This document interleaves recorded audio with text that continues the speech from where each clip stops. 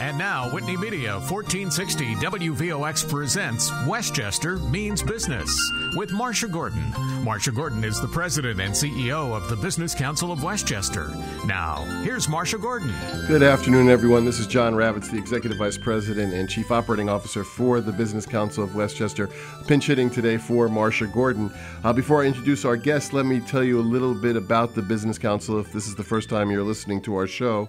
We're the county's largest and most influential business membership organization, and the BCW works to enhance wealth, profitability, and economic opportunity for all in Westchester County by helping our members market, learn, advocate, and grow.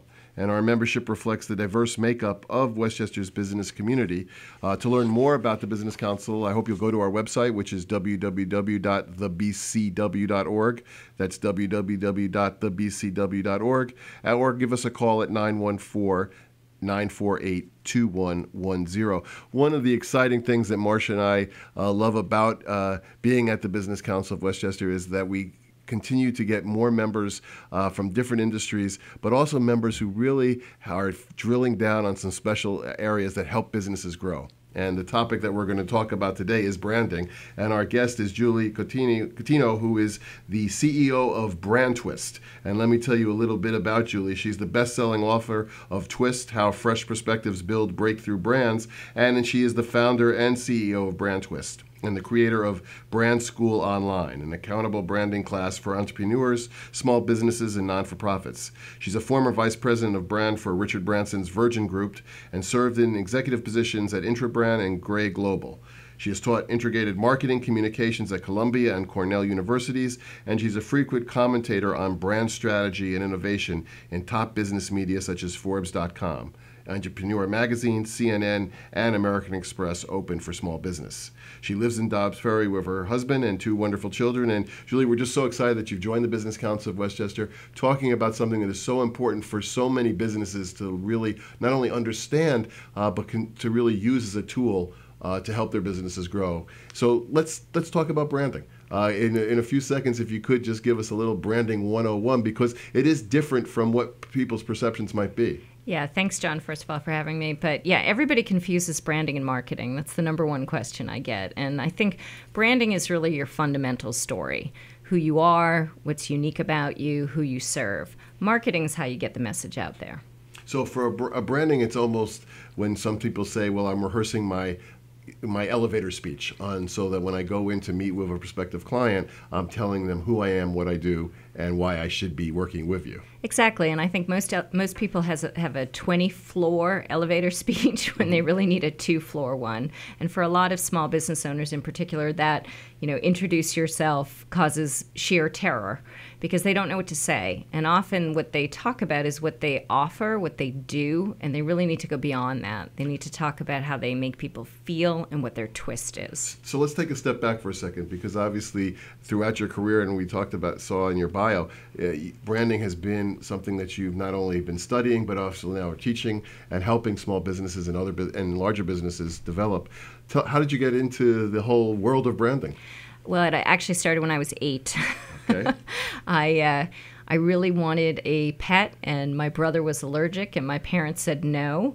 And being 8, I didn't take no for an answer, so I went out in my garden and I took a rock and I put it in a Cool Whip container and poked holes in it, and I invented the pet rock. There you go. Now, of course, 2 years later, a guy named Gary Dahl invented and marketed the pet rock and stole my idea and made millions of dollars. But I've been creative problem solving since 8 years old. I got to ask the question, do you still have the pet rock? I bet my parents do. Okay. It's probably somewhere in the basement. So talk to us a little bit about it. Because you've worked for a huge international company who one would think, okay, well, the name Virgin, everyone knows what that is and who he is, Richard Branson. But tell us a little bit what you learned about branding, working from such a large company, and how you've taken some of those life lessons and now are working with some of your clients who are maybe some small business owners. Yeah, the interesting thing about Virgin is it's worth $24 billion and it's over 40 years old, but it acts like a startup. And I think that's part of the secret. It's not corporate. It's very much lean. Richard's number one saying is, screw it, let's do it, which means if we have a good idea, we think there's an audience for it, let's get it out in the marketplace. If we fail, that's okay if we learn. So it is a very large company, from spaceships to mobile phones, but it always felt like you were working with a startup. And actually, that's what made me want to start my own business. So, but working for somebody who, I guess you can say, Richard Branson, is larger than life. Obviously, he needed folks working within his corporation who could stay focused and not just assume that everyone knew what Virgin was and who he was to be able to sell your products. Yeah, the Virgin brand is amazing. I mean, Richard is so important to it, but it's bigger than him. And it's really clear what the brand stands for. It's about going into industries that are tired, like airlines, and shaking them up. And everybody knows that. Everybody walks the walk. And Richard himself is somebody in his personal life that does things like try to break records or go kite surfing or gets involved in climate change. And I think that's really important, that your brand behaviors match your message. Our guest this afternoon is Julie Cotino, who is the CEO of BrandTwist and the author of Twist, How Fresh Perspectives Build Breakthrough Brands. Let's talk first about BrandTwist. Tell us about how you left Virgin to start your own company, and then we'll spend some time talking about the book as well. Yeah, I think I took that screw it, let's do it to heart. And I came home and said to my husband, I'm going to leave my wonderful corporate job and start my own business. And he said, I don't think that's what that means. But I've never looked back. It's been 5 years. And I really saw a gap in the marketplace. I saw lots of big branding firms, some of which I've worked for in the past, that do a great job of helping big companies. And then the individual entrepreneur could get information online, but there was nobody really in between, nobody really helping the small business owner with not just advice, but really actionable advice. And that's why I started Brand School Online. And so tell us some about the activities on Brand School Online, too. Yeah, it's a great program. Because it's online, we have people from all over the world. And since you're a busy entrepreneur, you don't have to go anywhere. It's a 10-week program, and we teach people to take their brand and make it stronger, make their story crisper, get a better idea of their ideal target, have a brand promise that really stands out, and most importantly, to find their twist. And I guess one of the things that probably is a challenge for you, and tell me if I'm off base on this.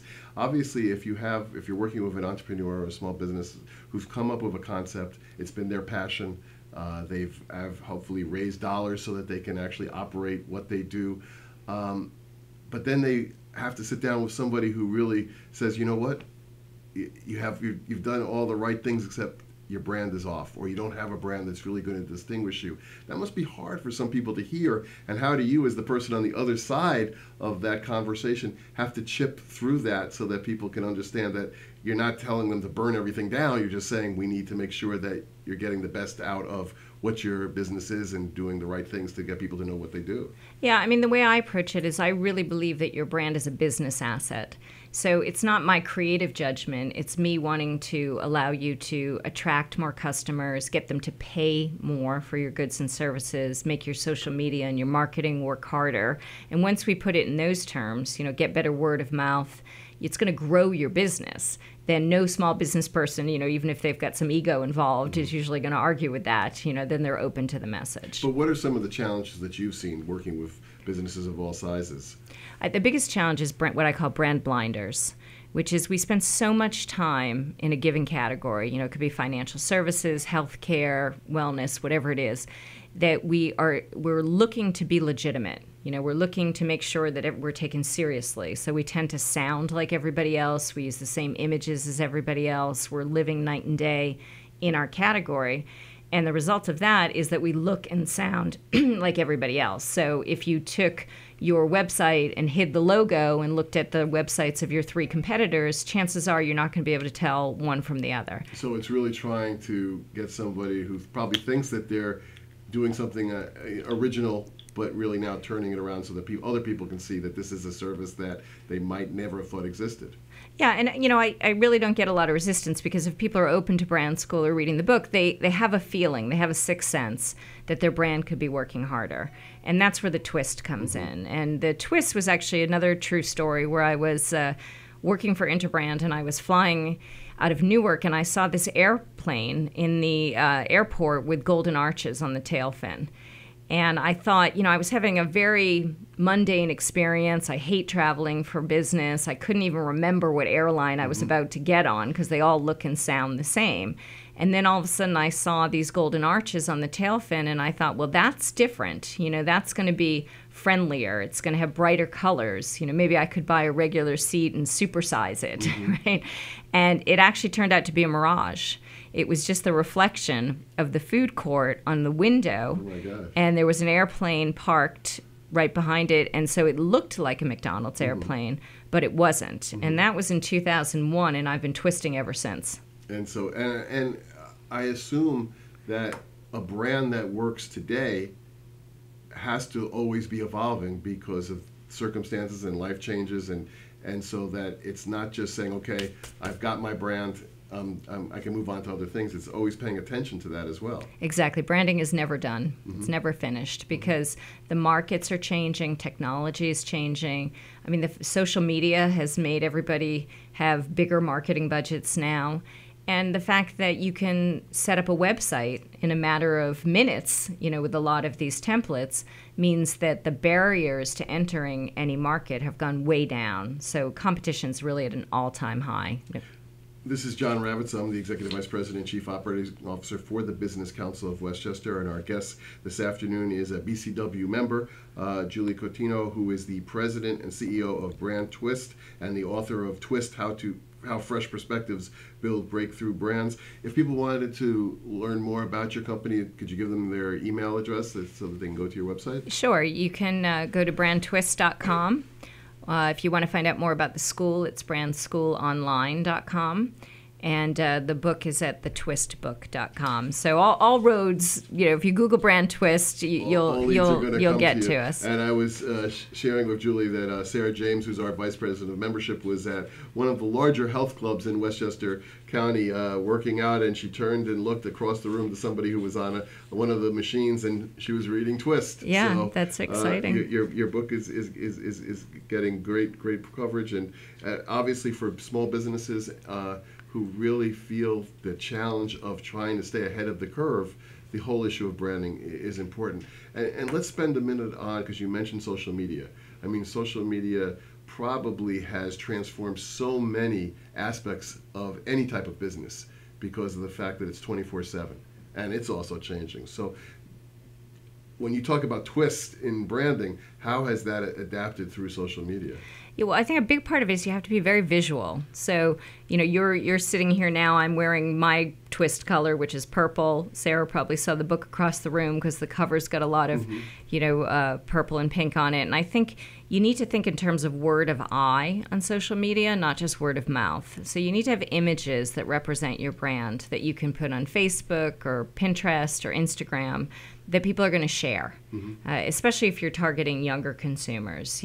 People don't tend to write long reviews anymore. They're going to take a snapshot of their favorite yogurt or their favorite vacation spot and share it that way. But help me with this, because you just used the word snapshot, and when I see, when I'm online or when I see my kids online, I mean, they are constantly going like this, and so it's not like they're sticking with a page for more than a few seconds. So how do you work with your clients in terms of getting a brand that if somebody clicks it once, they say, oh, wait a second, let me go back, or something like you said with the image that you saw on the airplane that stuck with you? Yeah, I mean, if you look at a category, when I'm talking about the brand blinders, if you're a bank, everybody's red and blue. The logos look all the same. The images are exactly the same. If it's retirement, it's that gray-haired couple on the beach, looking off into the sunset.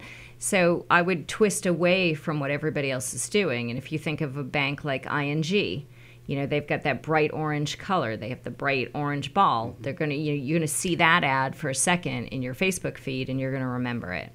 And so is it the repetition of being able to get people to, if they don't see it the first time, the second, the third time, that they finally might say, wait a second, that's something I really want to learn more about? Part of it is repetition. I mean, I think as entrepreneurs, as small business people, we get bored of our own messages way before they've sunk in, so you have to keep repeating it. Part of it is also just having a message that really connects. And, at Brand School, we talk about this as top of the pyramid branding, not the bottom of the pyramid, which is what you sell. It's like if you're looking at sneakers, it would be talking about soles and sizes and materials. Nike goes right to the top of the pyramid, and they talk about achievement, just do it, who you can be. And so what we do in Brand School is we look at brands, big brands, small brands that we admire that are outside of our category, and we twist those lessons. Well, I mean, you mentioned Nike, and I can now see some of the commercials on Dick's Sporting Goods. I mean, some of these, they do tell a story. And if you turned on the TV and saw one of these commercials before you saw who it was for, you might not assume it's for a sporting goods store or for a sneaker company, because they're telling a life story of, usually it's of an athlete who's had to rise above it and raise their level of performance under great odds. Yeah, and that draws you in. And I think as small business owners, the number one tool that we have is our story, and making it authentic and making it personal. Because if somebody's already decided to do business with a smaller business, they're already saying to you, I'm open to that personal connection. I'm not just about the best prices or the widest selection. I want to know that I'm buying from a real human being. So tell them who you are. Expose your personal twist. Our guest this afternoon is Julie Cotino, who is the CEO of BrandTwist and the creator of Brand School Online and the author of Twist, How Fresh Perspectives Build Breakthrough Brands. This is John Ravitz, the Executive Vice President and Chief Operating Officer for the Business Council of Westchester. I hope you'll learn more about the Business Council by going onto our website, which is www.thebcw.org. Learn more about the programs that we have at the Business Council for members, and learn more about our members like Julie and the services that she provides. Yeah, and I just want to say, if your members are interested in finding out how healthy their brand is, go on brandschoolonline.com and apply for a brand health check. This is a free evaluation. It's us looking at we'll look at your brand, we'll talk to you for 45 minutes, and we'll tell you how you could twist, how you can make the brand stronger. So if someone went on the Brand School Online, I mean, as you said, it's online, you don't have to travel, you can do it, but is it a lesson by lesson plan? We didn't talk about the duration of. Yeah, it's 10 weeks, okay. And it's 8 lessons over 10 weeks, and you have to apply for the program. So you have to fill out an application. We'll have a conversation about whether or not you're a good fit. We'll give you advice you can use right away during that health check, and if we think you're a good candidate, we'll talk to you more about the program. So a health check, to me, it also sounds like you actually can do some sort of branding audit too. Yeah, exactly. Exactly. We'll look at your website, we'll look at your LinkedIn page, and we'll give you, as an outsider, which I think is a really valuable perspective because we don't have those brand blinders, we'll tell you right away how we think you're doing. So I have to ask, because you've run the gamut of working on large corporations and probably working with smaller businesses. Has there ever been a brand where you were like, you know what, that's just not going to work, and it surprised you? And then on the flip side, has there been a brand that you really had to fight for to say, believe me, I really feel it in my gut, if we go this way, people are going to notice? Yeah, I mean, I'm a huge fan of brands in general, so even if they fail, I think you could learn something. I mean, a great Virgin example, was a little bit before my time, but it was a textbook case for all of us, was Virgin Cola. So on paper, that looked like a great idea because it was going up against Coke and Pepsi, it was shaking things up. But it turned out not to be a great business idea because it didn't have what makes Virgin successful, which is really an experience. It was really just kind of popping up the can of soda, taking a drink, maybe burping, maybe not, but that was sort of over. And so we learned at Virgin that it couldn't just be products, it had to be larger experiences. And again, it's always evolving. It's always evolving, yeah. Let's go back to the book for a second, because obviously it's an undertaking to write a book. And so tell us why you decided, after being in the business for so long, that it was important to write a book, and what your hopes are that the book will be able to do. Yeah, I wanted to reach more people, and the book seemed like a great vehicle to do that. Because, Brand School, we only take 12 students at a time. Not everybody's ready for a 10-week commitment. So it was just a way to reach people all over the world, actually, with our core messages. And it's a great introduction to branding. I think it's great for graduates that are looking for their own personal twist, to people who have been in business for years and years and maybe have fallen out of love with their brand. And what were some of the challenges that you found writing the book? Editing is the hardest thing I've ever done. I mean, I'm a bit of a perfectionist, so getting the first draft out was pretty easy because I live and breathe it. I have all the content. I have the passion for it. But then actually the process of sort of finalizing and getting it ready for production, I found really, really painful. Yeah, but it's a great accomplishment to be able to sit there and say that you did it, and now hopefully sharing that with others. Our guest this afternoon is Julie Cotino, who is the CEO of BrandTwist and the creator of the Brand School Online, and the author of Twist: How Fresh Perspectives Build Breakthrough Brands. You're in Westchester now, which we think is great, and Westchester is home, but you're also now beginning to work with businesses, hopefully in Westchester County. Tell us how that's going. It's amazing, actually. I have to say the first part of my career was so New York focused in the city. I actually lived in France for 3 years, which is why I have this hard to pronounce last name. So hopefully I'm not butchering. Yeah, no, you're doing great. Okay. But I worked for Grey Paris, and I married a Frenchman and brought him back.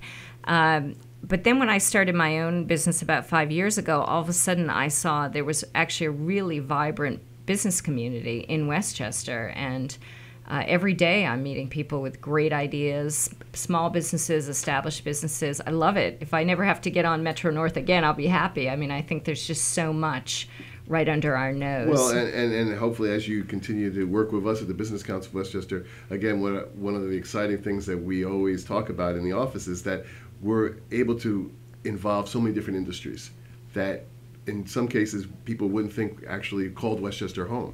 Biotech, hospitality, a lot of the professional service firms, and our smaller businesses and non-for-profits that play such a pivotal role. So. Yeah, I've worked for everything so far from non-for-profits, real estate, to dog neutering, and they were all based in Westchester, so it's been really fun. It is a vibrant place, and we like to say, in a way, it's the branding that we've worked with the county's Office of Economic Development about 4.5 years ago. They came up with the slogan, the intellectual capital of the world. And the hope was that people would understand, and businesses would understand, that Westchester County is close to New York City. It's only 25, 45 minutes away, but we have so many things in Westchester County and people who live in Westchester County and work in Westchester County that do make it us that intellectual capital, which is so exciting. I love that brand promise. Well, you have my approval. Okay, good. And we didn't go to Brand School Online, which is good. But one of the challenges I think that we still always have to face is when people want to have businesses to locate here or expand here, it's constantly giving them the pitch on why Westchester. I love that you said that, because one of the powers of brand that I talk about in the book is that your brand walks into the room before you and it stays after you've left.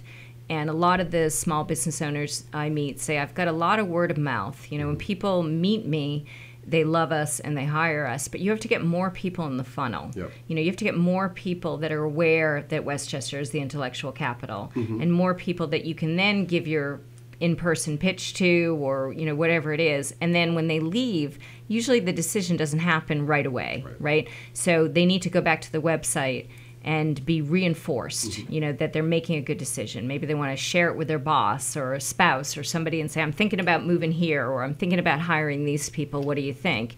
And your brand sticks around. And I guess that brought just something that popped in my mind, and I guess it's something that we've touched on, but it's that consistency. Yes. I mean, that must be one of the challenges that you have when you're working with a small business, to say, look, if we're going to start this, you can't have the brand mean one thing in one area and in another, and look and feel and different in another area. Yeah, do fewer things better. You know, and that's one of the things that I learned at Virgin. They're really good. Not the biggest advertising budgets, but the red was pervasive. Every touch point when you fly Virgin, for example, from pre-boarding to being on the plane to after you land, there's a moment of magic. And in Brand School, we work with entrepreneurs to find, it doesn't have to be 100 moments of magic. You know, it can be 3, it could be 5. But just reinforcing your brand message at every touch point. And the magic evolves. I mean, you can have that aha magic moment, and then all of a sudden not have that moment or that feeling for a few weeks, and then it comes back. So it's constantly working to achieve that magic moment as well. Yeah, and often it's overlooked moments. You know, it could be an invoice that you have to send a client anyway, but why not put a clever message on it, or your email signature, or the way that you dress, or a gift that you send a client for a referral. You know, don't send them a gift card or a bottle of wine, in my opinion. You know, take a few more minutes to think about something that's going to reflect your brand and send them that. And it's reflecting the brand, but it's also keeping that thought and that gesture in someone's mind so that they not only remember it, but they have a positive memory of it as well. Exactly, and that they're going to share it. So you're top of mind when a friend of theirs says, hey, I'm thinking about moving my business, you know, where should I go? And you want to be top of mind. So there's a lot, again, when we talked at the very beginning, you said there's a big difference between branding and marketing. I mean, obviously they have to work together and they have to be linked, but it is really two separate things. I mean, if you don't have that brand message fine-tuned, you could spend boatloads of money on marketing plans and go nowhere. Amen.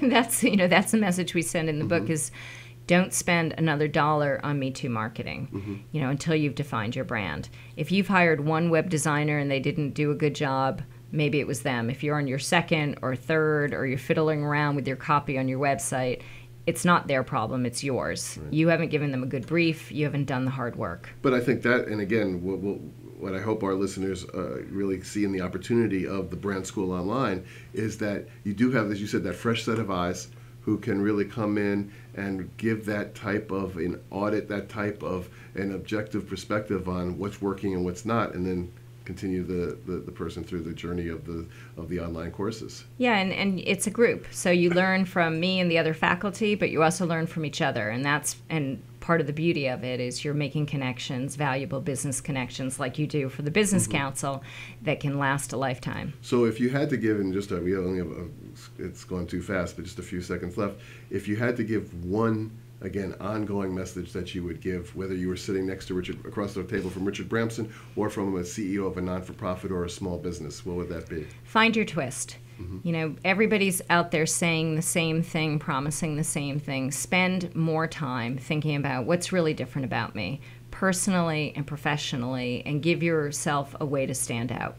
Well, again, it's so important, and it's such an important basic tool that businesses probably really can fail if they don't have that. So we encourage anyone who's listening, but also to all of our members as they get to learn more about Julie and the work she does. And Julie, if you want to give your website one more time and phone number. Sure, it's brandschoolonline.com. And this is John Ravitz with the Business Council of Westchester, the www.thebcw.org. Please learn more about what we do to help businesses grow in Westchester County. And always feel free to give us a call at 914-948-2110. And we'll see you again next week.